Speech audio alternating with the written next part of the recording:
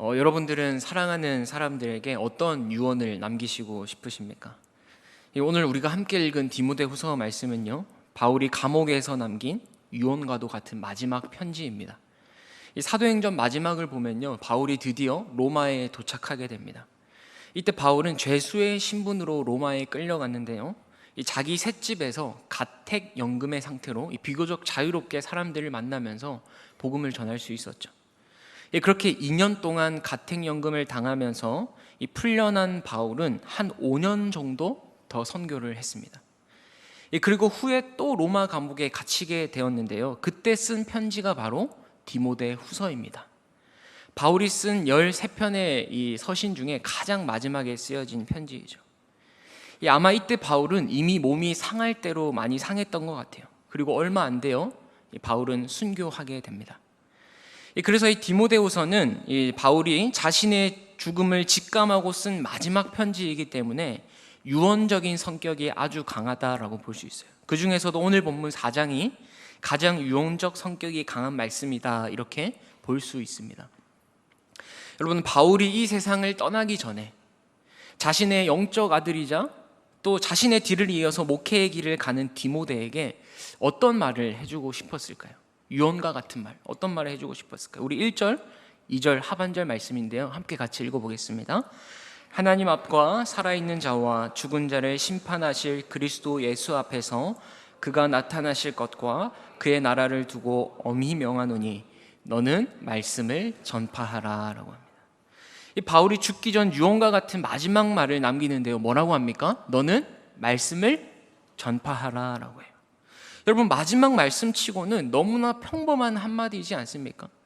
복음 전하세요, 전도하세요, 말씀 전파하세요. 우리가 늘 듣는 이야기잖아요. 여러분, 제가 한번 생각을 해봤어요. 이 바울이 지금 디모데에게 마지막 메시지를 남기는데 좀 유용한 정보를 주면 좋잖아요, 그죠? 뭐 어떻게 목회를 잘할 수 있는지, 어떻게 하면은 교회가 부흥할 수 있는지, 뭐 좋은 목회자가 될 수 있는지, 그런 바울만의 꿀팁들을 알려주면 정말 좋았을 텐데, 왜 바울은 어떻게 보면 너무나 당연하고, 그래서 우리가 느끼기에는 너무나 진부하게 여겨질 수 있는 그런 말을 하고 있는 것일까? 이 디모데가 이것도 모르는 것도 아닐 텐데, 그죠? 말씀을 전파해야 된다는 것을 모르는 것도 아닐 텐데, 왜 바울은 너무나 당연한 말을 하고 있는 것일까? 여러분, 그 이유가 무엇이겠습니까? 바로 이 말씀이 죽은 영혼을 살려낼 수 있는 유일한 방법이기 때문입니다. 예수 그리스도의 피 묻은 이 십자가 복음만이 죽은 영혼을 살려낼 수 있는 능력의 말씀이기 때문에 너는 말씀을 전파하라.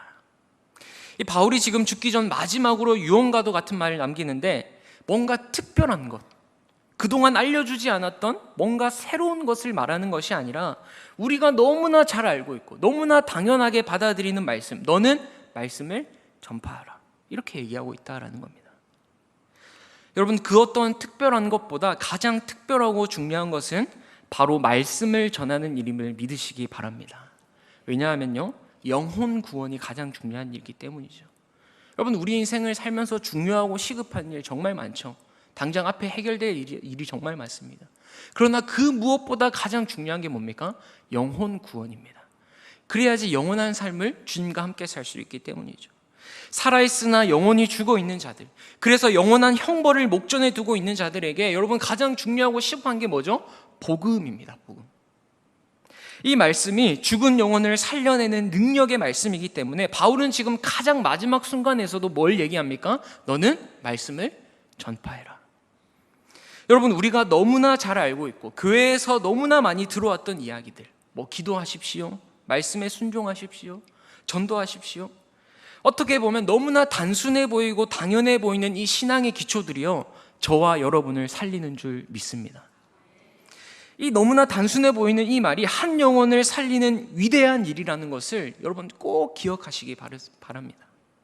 그러니 아무리 강조해도 지나치지 않은 것이죠. 여러분, 지금 우리 시대는요, 교회가 부흥하는 방법, 다음 세대가 잘 되는 방법, 수많은 방법론들이 난무하고 있어요. 몇몇 부흥을 경험했던 교회들을 롤모델 삼아가지고요, 그 교회가 했던 방법을 그대로 들고 옵니다. 이렇게만 하면 우리도 부흥할 수 있을 거야. 여러분, 그러나 어떻습니까? 그런 반복론으로 교회가 부흥한다면 부흥 안 할 교회가 어디 있겠습니까? 오늘 바울은요, 디모데에게 어떤 방법론들을 전수해주고 있지 않아요. 내가 가지고 있는 노하우는 바로 이런 거야. 이렇게 하면 부흥할 수 있어. 너 목회 성공할 수 있어. 우리는 그런 특별한 비법을 알고 싶은데 바울은 지금 특별한 방법을 알려주고 있지 않습니다. 아니, 제가 생각할 때 그동안 바울은 사역하면서 특별한 방법과 노하우가 없었을 수도 있어요. 왜? 오직 십자가의 복음에만 목숨을 걸었기 때문입니다.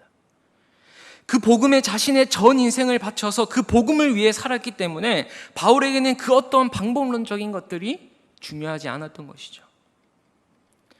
여러분, 저는 오늘날 이 시대 속에서 어떤 교회가 살아남을 수 있을까? 기독교 인구가 점점 줄어들고 진짜 리얼 크리스천, 참된 그리스도인을 찾아보기 힘든 이 시대 속에서 나는 목회자로서 어떤 목회를 해야 될까? 참 많이 고민을 하는데요, 아무리 고민해도 이 성경 속의 답은 하나입니다. 그게 뭔지 아십니까? 바로 말씀에 목숨 거는 교회입니다. 교회가 부흥할 수 있는 방법, 목회에 성공할 수 있는 방법, 이런 방법론적인 것이 아니라 본질을 딱 붙잡고 본질을 추구하는 교회를 만들어 나가자. 사람들이 이 예배당 안에만 들어오면 세상에서 결코 맛볼 수 없는 하늘의 영광을 맛보면서 주님의 십자가와 부활의 감격에 깊이 젖을 수 있도록 본질에 목숨 거는 교회가 살아남겠구나. 여러분, 사람을 살려내고 그 인생의 전 존재를 바꿔낼 수 있는 진리의 말씀에 목숨 걸자. 여러분, 이게 제가 찾은 답이었습니다. 여러분, 요즘에는요, 세상이 좋아지고 사회가 발달해서 사람들의 필요와 만족을 채워주는 것이 너무 많아요. 그런 전문적인 기관들이 많죠. 옛날에는 교회가 어떻습니까? 좀 못 살았을 때는 교회가 사람들의 필요도 채워주고 먹을 것도 주고 또 문화도 선도해 나가고. 그런데 이제는요, 교회 말고도 그런 기관들이 너무 많습니다. 뭐 정부가 하기도 하고요, 여러 민간단체들이 그 역할을 담당하죠. 또 여러분, 뭐 취미생활, 여가생활, 뭐 배울 수 있는 것들, 문화생활들, 전문적인 기관들이 얼마나 많은지 모릅니다. 거기에 들어가는 인력과 재정과 여러분 전문적인 기술을 이제 교회가 못 따라가요. 교회가 못 따라갑니다. 교회는 교회만이 할 수 있는 역할을 해야 되는 거예요. 물론 교회도 지역사회에 선한 영향력을 끼쳐야죠. 좋은 서비스를 제공해야 됩니다. 구제도 해야죠. 그러나 이런 것들은 얼마든지 다른 곳에서도 할 수 있어요. 실제로 더 좋은 양질의 서비스를 제공하고 있습니다. 그렇다면 교회는 교회만이 줄 수 있는 그 본질에 더 목숨 걸지 않으면요, 살아남지 못합니다. 살아남을 수가 없죠. 여러분, 교회는 이 세상이 줄 수 없는 참된 생명을 제공해주는 유일한 기관입니다.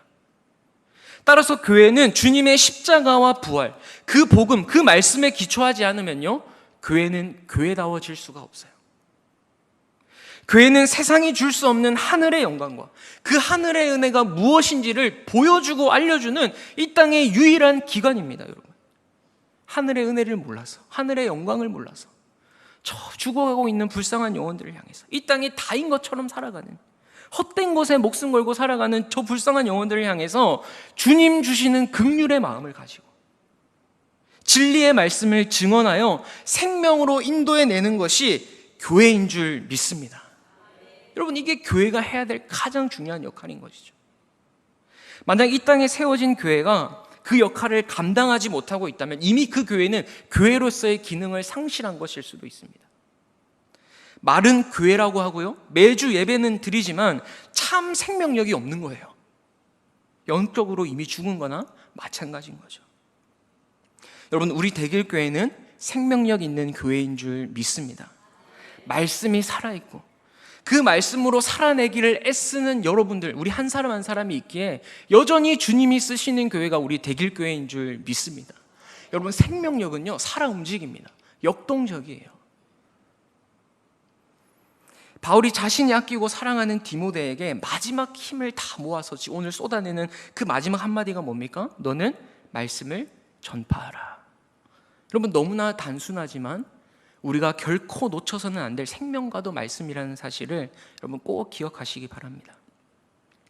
그래서 이 말씀을 바울이 지금 어떻게 이야기합니까? 우리 1절 한번 다시 보실까요?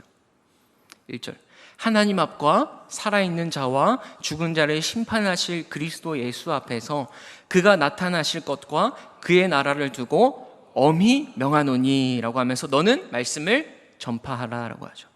여러분, 우리 한글 성경에는 1절에 보시면요, 엄히 명하노니라는 말이 제일 뒤에 있어요. 그죠? 제일 뒤에 있습니다. 그런데 헬라어 원어 성경에 보면 제일 앞에 있어요. 엄히 명하노니라고 하면서 시작됩니다. 이 엄히 명하노니라는 말은 헬라어로 다마르티로마이라는 동사인데요, 여러분, 주어나 목적어가 없이 동사가 가장 앞에 떡하니 등장하는 거예요. 그러니까 기본적인 문법을 깨트리는 겁니다. 원래는 주어가 먼저 와야 되는데 주어, 목적어 뭐 이런 거 없이 동사가 딱 있는 거예요. 왜? 강조하고 싶어서. 우리가 대화할 때도 그렇잖아요. 강조할 때 뭐 본론하기 전에 잘 들어야 돼, 꼭 들어야 돼, 너 이거 절대 잊으면 안 돼, 알겠지? 잘 기억해야 돼, 이러고 말을 시작하잖아요. 그런 것처럼 지금 바울도 디모데에게 이 명령은 네가 평생에 반드시 잊어서는 안 되는 거야. 끝까지 붙들어야 할 엄한 명령이야 라고 하면서 뭐라고 한다고? 너는 말씀을 전파하라, 이렇게 얘기하고 있다는 거예요. 여러분, 이게 얼마나 엄한 명령입니까? 하나님 앞과 그리스도 예수 앞에서 하는 명령이에요. 오늘 1절 본문에 하나님 앞과 그리스도 예수 앞에서 하는 명령인데, 그리스도 예수 앞에 붙어있는 수식어가 뭡니까 여러분? 수식어가 살아있는 자와 죽은 자를 심판하실 그리스도 예수 앞이래요. 여러분, 언제 우리 주님이 살아있는 자와 죽은 자를 심판하십니까? 우리 사도신경에 저리로서 산 자와 죽은 자를 심판하러 오시리라. 이게 언제예요? 주님의 재림의 때입니다. 그래서 1절 하반부에 보시면요, 그가 나타나실 것과 그의 나라를 두고 엄히 명한다. 무슨 말이에요? 주님은 반드시 다시 오시고 그 주님의 나라는 반드시 완성될 것이기 때문에 이 명령은 흔들리지 않는 약속에 근거한 명령이다. 내 명령이 아니라 하나님의 명령이요, 우리 주님의 명령이다. 너는 말씀을 전파하라라고 얘기하고 있어요. 여러분, 때가 되면요, 우리 주님께서 내 인생을 결산할 때가 옵니다. 우리도 언젠간 주님 앞에 서게 될 텐데, 그때가 언제인지 모르지만 언젠간 주님 앞에 서게 될 텐데, 그때 주님이 우리에게 물어보실 거예요. 내가 너에게 부탁한 이 생명의 말씀, 이 생명의 말씀을 잘 증거하였느냐? 내가 너에게 맡긴 사명, 내가 너에게 맡긴 이 복음을 위해서 너는 어떻게 살았느냐? 여러분, 그때 저는요, 아무 말도 하지 못하고 하나님 앞에 서 있을까 봐 너무 두려워요. 여러분, 그때 아무 말도 하지 못하고 하나님 앞에 부끄럽게 서 있는 것이 아니라 착하고 충성된 종아, 여러분, 칭찬받으시면서 추수의 기쁨에 온전히 참여할 수 있는 저와 여러분 되기를 주님의 이름으로 축복합니다. 그러려면요, 복음을 전파해야죠. 그죠? 생명의 말씀을 증거하는 증인이 되어야 합니다. 어느 정도로 그 말씀을 전파해야 하냐? 우리 2절 말씀 함께 읽어볼까요? 너는 말씀을 전파하라. 때를 얻든지 못 얻든지 항상 힘쓰라 라고 합니다. 여러분, 우리가 이 말씀을 전파하되 때와 장소를 가리지 않고 언제든지 어디서든지 항상 힘써야 되는 거예요. 여러분, 복음 전하는 것은요, 내가 시간이 있을 때만 하는 게 아닙니다. 뭔가 복음 전할 수 있는 분위기, 환경, 그런 것들이 갖춰졌을 때만 하는 게 아니에요. 오늘 본문에 뭐라고 하죠? 때를 얻든지 못 얻든지 항상. 많은 사람들이 얘기합니다. 목사님, 요즘에는 전도하기가 너무나 어려워요. 네, 맞습니다. 어렵죠. 우리 고등부 아이들도요, 학교에서 교회 다닌다고 하면 주변 친구들이 별로 안 좋게 본대요. 그래서 전도를 못 하겠대요. 여러분, 그러면 제가 한번 여쭤보겠습니다. 우리가 이 복음 전파의 사역을 그래도 등한시할 수 있겠습니까? 사람을 살리고 한 영혼을 구원해내는 복음의 능력을 가졌는데도 이 복음을 부끄러워하고 숨기면서 살아도 되는 겁니까? 지금 우리가 사는 시대가 복음 전하기 참 힘든 시대지만요, 그럼에도 불구하고 우리가 꼭 기억해야 될 것은 하나님은 여전히 우리를 통해 한 영혼을 부르시고 구원해내는 일을 하신다는 겁니다. 아무리 사람들이 복음에 귀 기울이지 않는다 해도, 아무리 로마 황제가 복음을 가진 자를 핍박한다 해도 하나님은 그때나 지금이나 여전히 동일하게 구원의 은혜를 베푸십니다. 지금은 은혜의 때잖아요. 여러분, 근데 그 일을 어떻게 하시느냐? 복음을 아는 자를 통해서, 복음의 감격과 그 복음의 기쁨이 무엇인지를 아는 자를 통해서, 그 주님의 십자가와 부활에 내 삶을 내어드리는 그 한 사람을 통해서 이 일을 이뤄나가신다라는 거예요. 여러분, 혹시 가족과 친척들 가운데 아직 이 복음을 모르는 분들이 계시지 않습니까? 여러분, 우리에게 남은 기회가 그렇게 많지 않을지도 모릅니다. 제가 저희 친할아버지를 꼭 전도해야지 마음 먹고 있다가 제가 군 입대하고 훈련소에 있을 때 돌아가셨어요.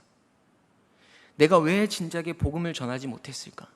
그때 마음 먹고 미루기만 한 것이 얼마나 후회됐는지 모릅니다. 여러분, 이 땅에서의 생명이 다하면 더 이상 기회는 없습니다. 근데 중요한 거는 그 생명이 언제 끝날지는 아무도 모른다는 거예요. 그렇기 때문에 때를 얻든지 못 얻든지 항상 힘쓰라라고 얘기하는 겁니다. 여러분, 우리 주변에 예수님을 모르는 분이 있습니까? 하나님께서 그분을 나에게 맡기셨을지도 몰라요. 혹시 떠오르는 분이 있다면 성령께서 깨닫게 하시는 것인 줄 믿으시고 올해가 지나가기 전에 복음을 전해보시기 바랍니다. 성령님이 만지시기만 하면 그 어떤 사람이라도 변화될 줄 믿습니다.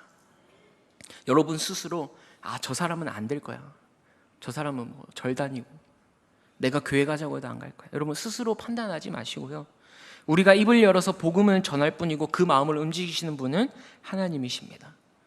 그 누구라도 당당하게 이 생명의 복음을 증거할 수 있는 우리 대길교회 성도님들 되길 주님의 이름으로 축복합니다. 이 오늘 본문에서도요, 사람들이 복음을 잘 받아들이지 않을 것이다, 너는 말씀을 전파해야 되는데 때를 얻든지 못 얻든지 항상 힘써야 되는데 사람들은 그 복음에 귀 기울이지 않을 거야 라고 얘기합니다. 우리 3, 4절 말씀 보실까요? 함께 읽겠습니다. 때가 이르리니 사람이 바른 교훈을 받지 아니하며 귀가 가려워서 자기의 사역을 따를 스승을 많이 두고 또 그 길을 진리에서 돌이켜 허탄한 이야기를 따르리라 합니다. 사람들이요, 들어야 될 진리의 말씀을 듣지 않는데요. 요즘에는 하나님, 성경 이런 단어만 들어도 거부감을 느끼기 때문에 요즘에는 모든 종교적 색채를 드러나지 마라 딱 깔고 시작합니다. 여러분, 진리에 대한 사람들의 반응이 이게 현실이에요. 진리를 거부하는 사람들이 그렇다면 하는 일이 뭡니까? 오늘 본문에 보니까 자신에 맞는 스승을 많이 둔다. 무슨 말이냐? 자기 입맛에 맞는 선생을 찾는 겁니다. 내가 듣기에 좋은 가르침, 내 마음을 편안하게 해주는 그런 가르침, 부담을 주지 않는 말씀들을 쫓는 거예요. 왠지 아세요? 사람들은 진리의 소리가 아니라 욕망의 소리를 듣고 살아가기 때문이에요. 진리가 아닌 것에 내 욕망을 쫓으면서 그렇게 자기 욕심을 채우기 때문에 내가 듣기에 좋은 가르침이 중요한 겁니다. 여러분, 구약에서도 거짓 선지자와 참 선지자가 있었던 거 아시죠? 이 거짓 선지자와 참 선지자를 어떻게 구별하는지 아십니까? 거짓 선지자는 사람들의 입맛에 맞는 예언을 합니다. 소위 잘 나가는 선지자가 되려면 왕의 입맛에 맞는 예언을 해야 돼요. 사람들의 듣기에 좋은 말을 합니다. 그래서 거짓도 서슴지 않아요.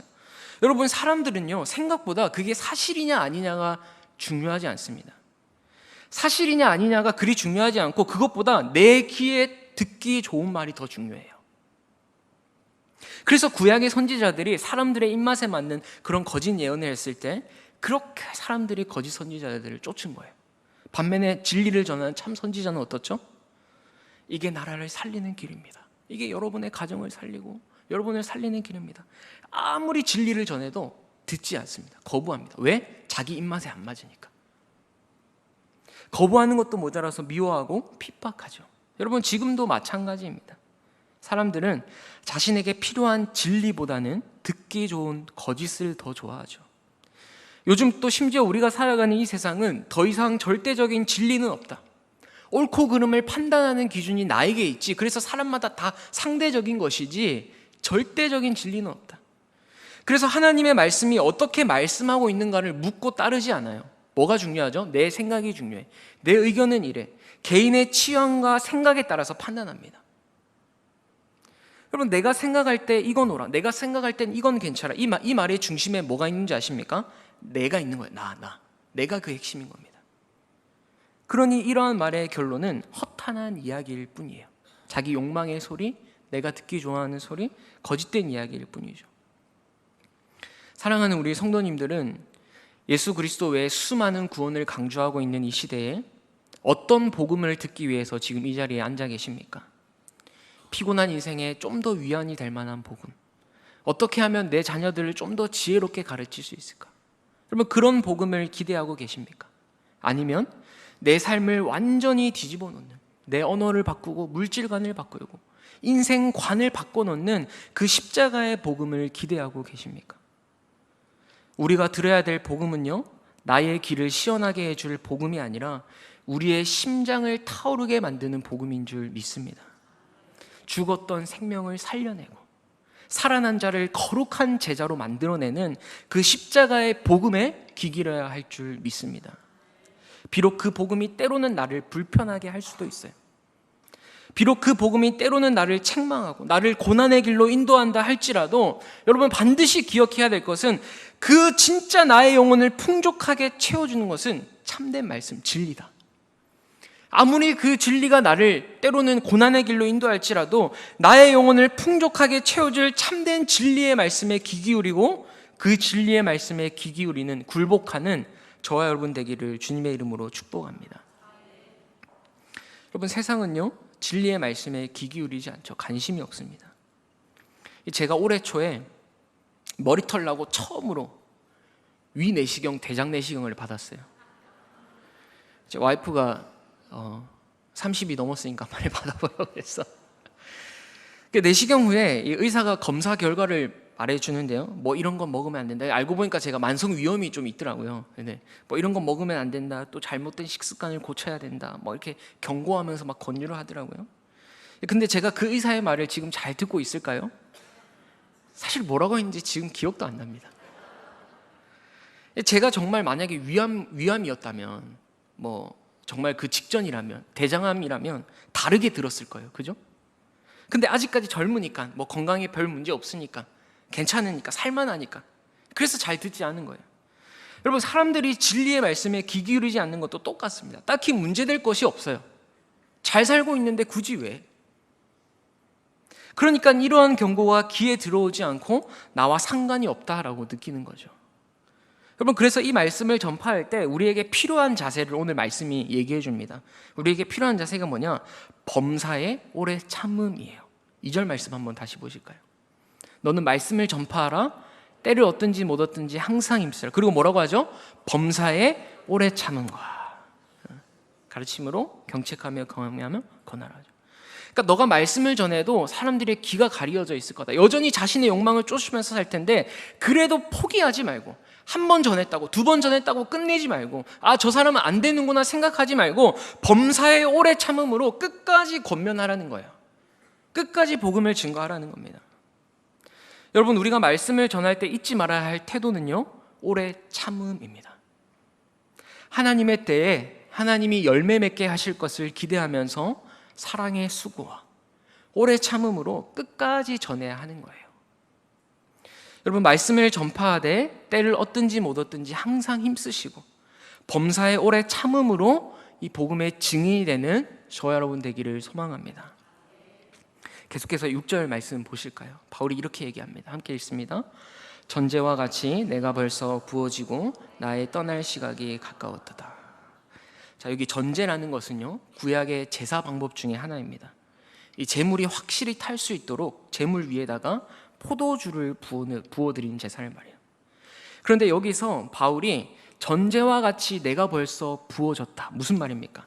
내 인생을 아낌없이 다 태웠다는 거예요.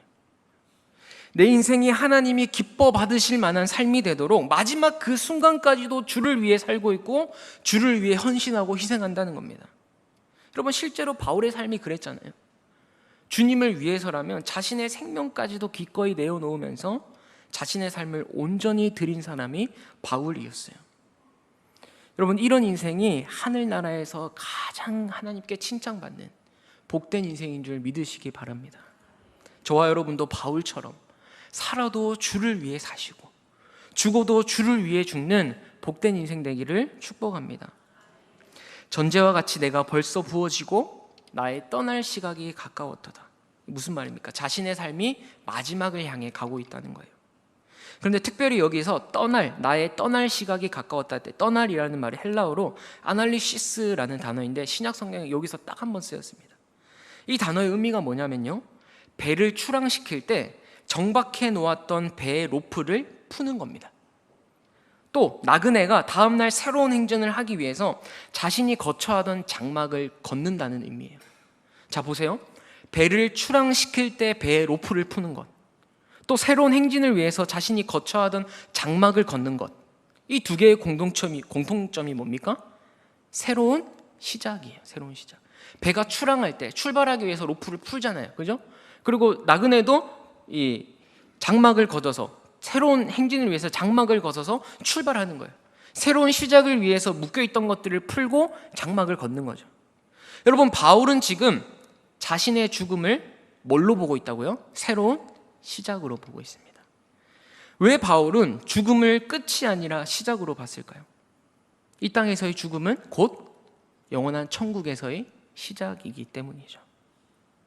바울은 이제 자신이 육신의 장막을 벗어버리고, 육신을 가진 존재이기에 때로는 육신에 묶여 살 때가 있었는데, 그래서 나는 공고한 사람이다, 오라 나는 공고한 사람이다, 때로는 육신에 묶여 살 때가 있었는데, 이제 그 모든 것들을 풀어버리고 어디로 간다고요? 참된 자유가 있는 영원한 하나님의 나라로 간다라는 것을 이렇게 표현하고 있는 것이죠.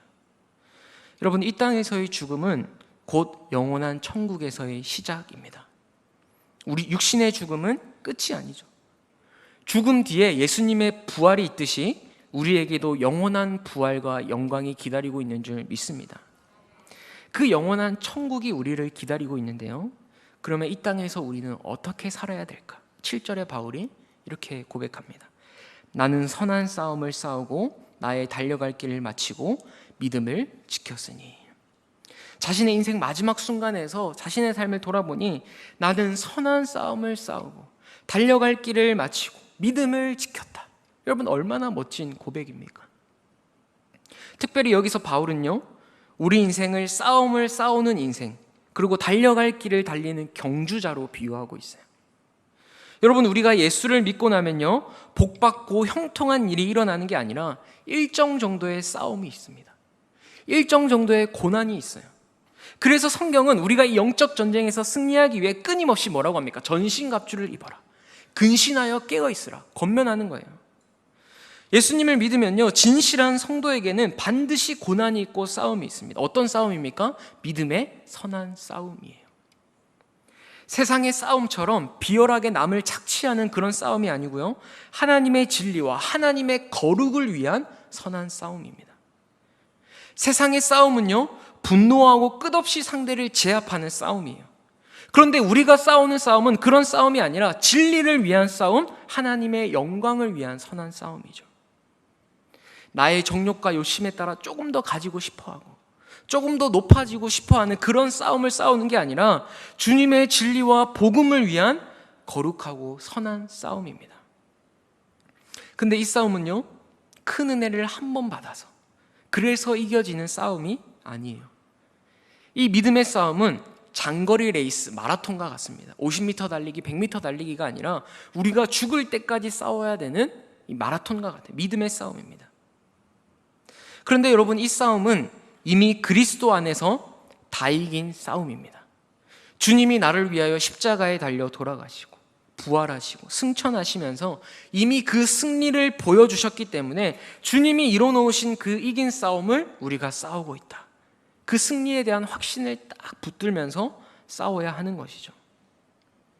그래서 중요한 것은 끝까지 나의 달려갈 길을 완주해야 하는 겁니다. 여러분, 42.195km를 뛰는 이 마라톤은요, 일반인이 완주만 해도 대단한 기록이죠. 뛰는 동안 발이 붓고, 마라톤을 뛰는 사람들 얘기 들어보니까 발이 붓고 어깨가 빠질 것 같고 온몸에 경련이 올 것 같은 그 자신과의 싸움에서 이겨내서 꼬린 지점에 딱 통과하면 대부분의 사람이 쓰러진다고요. 자신의 모든 걸 쏟아부은 거죠. 그죠? 지금 바울이 나의 달려갈 길을 마쳤다는 게 그런 겁니다. 내가 달려갈 그 레이스에서 이탈하지 않고 다른 길로 새지 않고 끝까지 포기하지 않으면서 모든 걸 쏟아부었다라는 거예요. 그렇게 믿음을 지켰다라는 겁니다. 여러분, 얼마나 많은 사람들이 이 레이스를 중도 포기하는지 몰라요. 얼마나 많은 사람들이 이 레이스에서 이탈하는지 모릅니다. 그러나 여러분, 우리는 끝까지 달려야 합니다. 힘들어도 모든 걸 쏟아부어야 해요. 그래서 이 믿음을 끝까지 지켜서 신앙의 유산을 남겨야 하는 것입니다. 여러분, 우리도 한 번뿐인 인생, 주와 복음을 위해 이렇게 달려보고 싶지 않으십니까? 우리도 바울처럼 선한 싸움을 싸우고 달려갈 길을 다 마친 후에 주님, 제가 모든 걸 쏟아부으면서 주님 주신 이 믿음을 지켰습니다. 당당하게 주님 앞에 서고 싶지 않으십니까? 무엇이 바울로 하여금 마지막까지 달려가게 만든 비밀이었을까요? 오늘 본문 8절입니다. 같이 읽겠습니다. 이제후로는 나를 위하여 의의 면류관이 예비되었으므로 주 곧 의로우신 재판장이 그날에 내게 주실 것이며 내게만 아니라 주의 나타나심을 사모하는 모든 자에게 도니라. 바울이 포기하지 않고 끝까지 믿음을 지키면서 달려왔는데 뭘 보고 달려왔다고요? 나를 위하여 예비되어 있는 면류관을 바라봤어요. 근데 이 면류관이 어떤 면류관입니까? 의의 면류관입니다. 여기서 의는 의롭다 칭함을 받는다 할 때 그 의를 얘기해요. 칭의할 때 그 의입니다. 쉽게 말해서 의의 면류관이 뭐냐면 의라는 면류관이에요. 면류관이 막 눈에 보이는 어떤 물체가 아니라 의 자체가 면류관이다라는 말입니다. 여러분, 이 의는 우리가 순종해야 할 율법의 요구를 예수님이 다 순종하셨어요. 우리가 순종해야 되는데 순종하지 못하니까 예수님이 인간의 몸을 입고 이 땅에 오셔서 율법의 요구를 다 순종하셨습니다. 그리고 우리가 받아야 될 그 형벌을 예수님이 대신 다 받으셨어요. 그렇게 이루신 그 의를 우리에게 전가해 주시는 겁니다. 어떻게? 믿음으로. 내 스스로는 도저히 이 의를 이룰 수 없는데, 그래서 하나님 앞에 서면 그 기준에 충족될 수 없는 죄인인데 예수님이 나를 대신해서 다 하신 거예요. 순종하시고 죽으시고, 그래서 우리에게 이 의라는 것을 주셨습니다. 믿음으로 전가되어지는 거죠. 그래서 마지막 날 의로우신 재판장 앞에 섰을 때 어떤 일이 일어납니까? 죄인인 우리가 하나님 기준에 합당한 의인으로 영원한 천국에 들어가게 되는 겁니다. 여러분, 우리가 의로우신 재판장 앞에 설 때요, 하나님이 우리에게 요구하시는 것은 딱 한 가지입니다. 그게 뭐냐? 의라는 거예요. 의. 그래서 의로우신 재판장이라고 하죠. 이 의가 있느냐 없느냐로 영원한 삶이 결정되는 겁니다. 그러면 한번 여쭤보겠습니다. 우리에게 이 의가 있습니까? 없습니까? 있죠. 왜? 어떻게 있다고 확신할 수 있죠? 누구를 믿기 때문에? 예수님을 믿기 때문이에요. 사실 엄밀히 말하면 이 의가 내 건 아니에요. 그죠? 내 게 아닙니다. 나는 도저히 한 게 아무것도 없는데 예수님이 이루신 그 의가 내게 되는 거예요. 그저 빌려서 갚아줘야 될 게 아니라, 그저 그냥 주는 게 아니라 그냥 아예 내게 되는 겁니다. 그 의가, 예수님이 이루신 의가. 그 얼마나 은혜예요, 은혜. 여러분, 우리는 구원받았을 때 이미 의롭다 하심을 받았습니다. 그리고 이 땅에서 평생에 걸쳐서 죄와 싸우면서 그 의로움을 이루어 가요. 그리고 마침내 그날에 그 나라에서 완전한 의를 얻게 될 것입니다. 그 의의 면류관을 바라보면서 우리도 바울처럼 믿음의 선한 싸움을 싸우고 이 믿음의 여정을 끝까지 달려가시기를 주님의 이름으로 축복합니다. 때로는 그만두고 싶고, 때로는 유혹에 넘어지려고 할 때에도 여러분, 뭘 기억하셔야 됩니까? 우리 주님께서 나를 위하여 의의 면류관을 예비해 놓으셨다. 그 주의 날을 사모하시면서 단 한 번 살아가는 인생, 주님을 위해 내 삶을 드리고 주님의 영광을 위해서 살다가 그 의로우신 재판장 앞에 서는 저와 여러분 되기를 주님의 이름으로 축복합니다.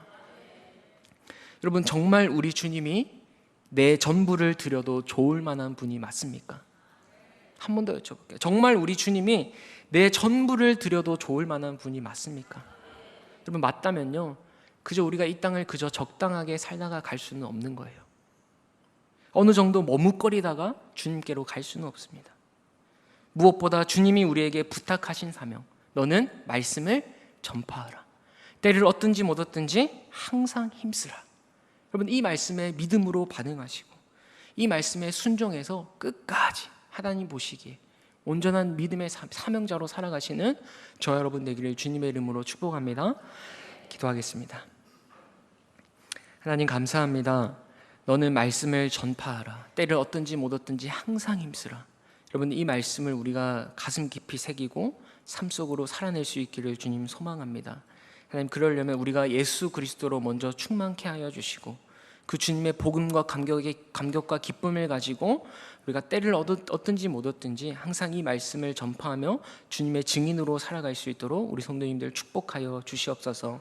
하나님, 그래서 정말 하나님 앞에 서는 그날까지 하나님 우리에게 맡기신 사명 믿음으로 온전히 잘 감당하며 선한 싸움을 싸우고 나의 달려갈 길을 다 마치고 믿음을 지킨 후에 의의 면류관을 다 받아 누릴 수 있는 우리 성도님들 될 수 있도록 함께하여 주시옵소서.